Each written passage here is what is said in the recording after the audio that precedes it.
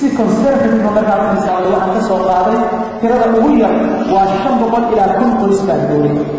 dadka guuray oo mulkan ay ka tageen gobolka hadda ay ka shaqeeyeen aaday waxa ugu badan waxay ka aadeen waa saddex shay nabadda tacliinta iyo caafimaadka haddii waddankeeni uu arrimaha ka sugnaado oo ka jiro waxa weeyaan intaas oo fahmay dalkii ay u soo noqonayaan inagoo fahmaysa haddii kuntaani oo dibadda aaday ay ku soo noqdaan oo dalkii ay degaan hadday ka helayaan tacliin macquula iyo caafimaad iyo nabadii oo degan waxay keenayaan fahmi kasta waxa ku baxa markaa u yareeyo aad u yareeyo maxaa yeelay aduu qayb baan tahay dadka aad loo socdana waanahay $1 baa ku baxa fahmi darfahmi haddaad tiraahdo kuntaani oo midkiiba $1 oo ku baxo bishii intaa keliya wax imisa waa $100 wax bil kasta wey $100 oo dalkaani way gelaysa waxaa intaa kaaga muhiimsan faamilka shaqooda oo kale baa si toos ah ugu hoos noolaanaysa oo ama kuwii ka shaqeynayay oo shaqaalaha ay ka shaqeynayay ama faamilka oo la nool oo qaraabnimo ahaan la noolaan doona marka la iska dhaafo suuqa ay ka adeeganayo iyo maxaan ku dhahdaa serviceska u baahnaayeen biilkoodii kay ah waxay keenaysaa inay $100,000 oo dadka galaysa marka la iska dhaafo dhowr boqol oo kun oo kale oo ay u faa'iidaysay mujtamacii toos uga noolaanayo dadkaas dadka caafimaadka dadkeena dhulka bannaanka ka tegay caafimaadkooda markay u baahdaan waxay aadaan waddamadii ay ka yimaadeen sida waddanka maanta ee dowladda ingiriiska iyo waddamada kale dadka aan baasaboorada bannaanka haysanna waxay aadaan nairobi addis ababa dubai iyo meelo lamida haddii caafimaadkii dalka dhisan yahay qof kasta oo meesha aadato magaalada ku bixinaa dalkeena gudihiisa ku baxaya in lagu dadaalo labadaa maado oo caafimaadka iyo waxbarashada oo si toosa isugu xiran iyaduna waa asaasiyaad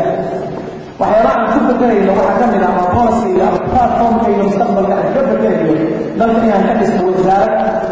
u gaar ah wasaaradda haweenka oo ku aadan inkasta oo dhalinyarada in la raaciyo ay ku aadan tahay hadda waxaa dhisan wasaaradda isboortka ku aadan marka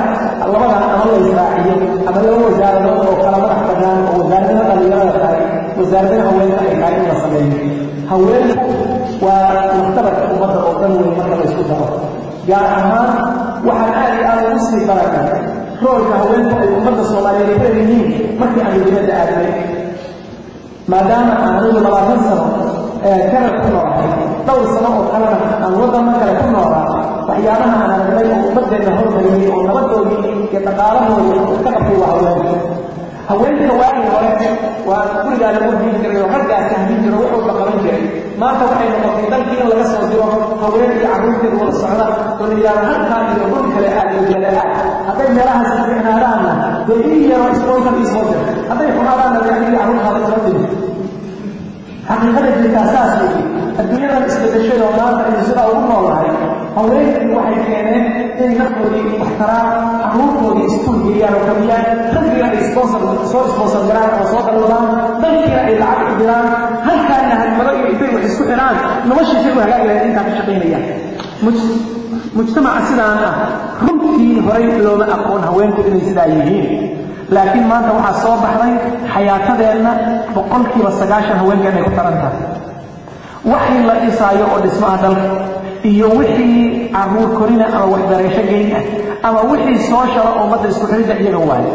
waxyaabahan aad ugu xiray waxaa ka mid ah carruur aad iyo aad u fara badan oo dadkeenna xabsiyada ku dhammaatay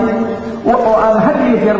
almost maalin walba maxkamad joogno ama xabsi joogno oon ka hadlayno oo aan soo damiinanayno waxaa intaa jooga oo arrintaa ku faalla jiro oo haya waa hooyo iyo carruurteed bas raggii waa maqan yahay ama magaaladay joogaan oo meelo aan macno lahayn baa qaarkood fadhiya ama dalkaba ma iman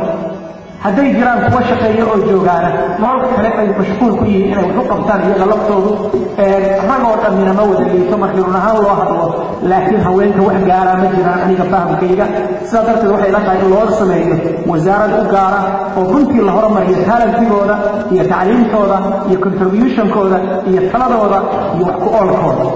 waxaa ii muuqda wasaarad la yidhaahdo wasaaradda isku xiridda dadka qurbaha iyo dalka gudihiisa wasaaraddaas hadda ka hor ayaan kala hadlay dowladdii cartay xoogaal baad ogtihiin inaan ahaa dadkii aad uga shaqeeyey dowladdii cartay dhismaheedii iyo wax ka qabashadeedii anigoo dantaydu ay ahayd in dowlad soomaaliyeed la helo burisin markaa ku taagnaa dad fara badan baa waa igula dagaalamay qoyskayga iyo qaraabaday baana u badnaa maantana way igu taageereen way ogaadeen inaan anigu sax ku taagnaa iyaga wixii markaas ila ahaydba dowladda wixii ugu horreeya oo aan kula taliya waxay ahayd in la sameeyo wasaaraddaas wayna yeelaan wasaaraddaas ay sameeyeen wasaaradda iyo kuwii kale ay sameeyeen midna ma shaqeeyey laakiin caqliyadda yani in loo baahan yahay wasaaradda noocaasa markii ugu horreeya oo la sameeyo weeye dowladdii ku xidhnay oo maanta dhisan oo federaalka ahina isla sidiiba iyadoo ugu dhaqaaqday wasaaradda u sameeyey wasaaraddaas oo la-eg isaga leemankeeda gudbigaan in la sameeyo oo dalka dibadda dadka jira laga keeno oo dadka dibadda sidee uga keenaya dadka lana xoogi maayo lana garaaci maayo muxaadarada lagu keeni maayeen hab ay ku yimaadaan baa loo keenaya oo waa maxay kow waxaan u dejinaynaa infrastructureka ay ku iman lahaayeen dalkii caafimaad baa yaal oo waxbarashaa taal oo nabad baa taal oo tijaara ka furan deekanasiinkaa ka qaado qof weyna isagoo dega u imanaya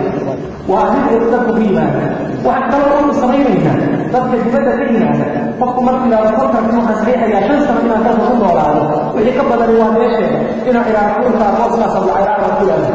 ama discountgaasaa lagu samaynayaa intaa le ujeedadeeduna ay tahay qofkaa dalka imanaya dadkiisii iyo carruurtiisu dadkaydii weeye oo dalkooda way koranayaan laba dhaqaalaha ku dhaxay oo hadda aan tilmaamay dadkaydinay si toos u gelaysaa ma garanaysaa mujtamacii baa isku xirmaaya kii dibadda iyo kii gudaha baa isku xirmaaya sidoo kale dadka dhaqaalaha investmentgaa samaynaya waxaan leenahay cashuurtaasaan ku samaynaa aan cashuur lagaa qaaday intaasoo sano ujeedadeeduna ay tahay dadka intaa dadkaa u shaqaynaya waa adiga dhaqi goromentgeediga wax ka qabanaysaa waxaa rabaa ummaddan maanta 9% wax ka badan ay shaqada ay yihiin 9% ay shaqeeyaan adduunyada inflationkeeda sicir bararka iyo walba waxaa ku xiran dadka in la shaqaalaysiiyo ama inay shaqaale ahaan waayaan marka dhinaca inaan aad iyo aad uga dadaalo wasaaradahaas aan u samayno arrimahaasoo dhan soomaalida aynan qur-aanku ku ogaa isku koobsatay intaa arrimood aan tilmaamay sal waxaa u noqonaysa wasaarad muhiima oo la yidhahdo wasaaradda cadaaladda dal aan cadaalad lahayn dal ma aha diinna ma laha dadnimadiisuna ma sii waa wax la ogyahay waa wadamada maanta dalku aynu ku noolahay waxyaabaha ay ku sii koreen oo ku socdaan oo ay runtii ku nool yihiin waxaa ugu horeeya cadaaladda qaybta ay ka mudan yihiin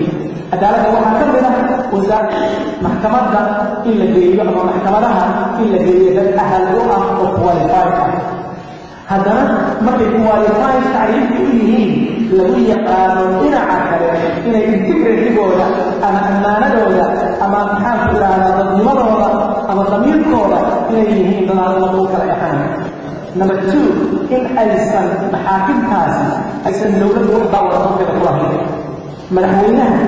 iyo qof shacbi markay kala dhex maraan cidka dooraan noqdeen maxkamadda inay isla yihiin isku sii soo wada aadaan